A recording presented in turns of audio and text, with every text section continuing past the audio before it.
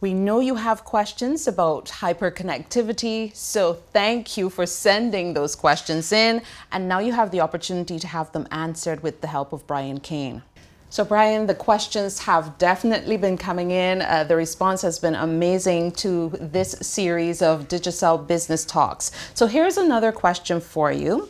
This one says, as a reporting analyst, our company relies heavily on reporting and data. What role does data analytics play in a hyper-connected company, and how can companies use data to drive better decision making? So, excellent question, and this is the other king question I was talking about earlier. This is one of those questions. This is the pinnacle of where you want to get to when we're talking about data. It's being able to take large groups of data, bring it all together into one place, and then being able to allow systems to analyze that data and then give us real-time suggestions. Or, sometimes it doesn't need to be real-time, but allow the systems to be able to analyze all of the data and then give us ideas back how to improve our businesses. One of the challenges for a lot of companies is that a lot of the companies in the Caribbean, their data is quite dispersed. So it's quite disparate, it's in different places.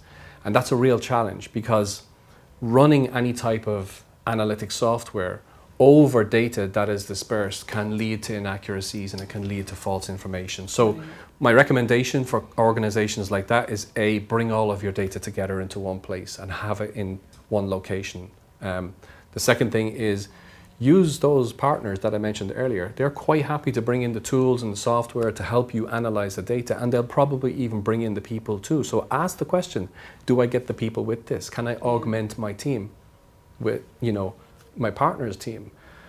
That can be quite useful too. And then I think finally, look for ways to automate. Now, I know this all sounds very, very big and very complicated, but it doesn't have to be. I'm glad you said that, because I was thinking it. What if they're thinking, how hard is this going to do? How hard will this be to do? Is this transition a difficult one? Yes, it's a good question, because it is very easy to look at these projects and think this is so big. I don't know where to start with this type of project. But it doesn't have to be big. But I would still say bring all your data together. I would still say pick a problem that you want to solve. Don't try to solve everything. Pick a problem and say this particular thing needs a resolution, and work on that one first. And once you've solved that one, then solve the next one and then go to the next one. And I think that's how organizations progress through the complexity of huge amounts of data, analyzing it all, getting the right results from the data. And I think when you get to the stage where you've solved a couple of problems, you're now in the habit. You've got a really good data habit, and you've got a really good way of deploying these solutions. So now you're going to be able to solve bigger problems, and you're going to be able to expand what you've already done to other areas of the business.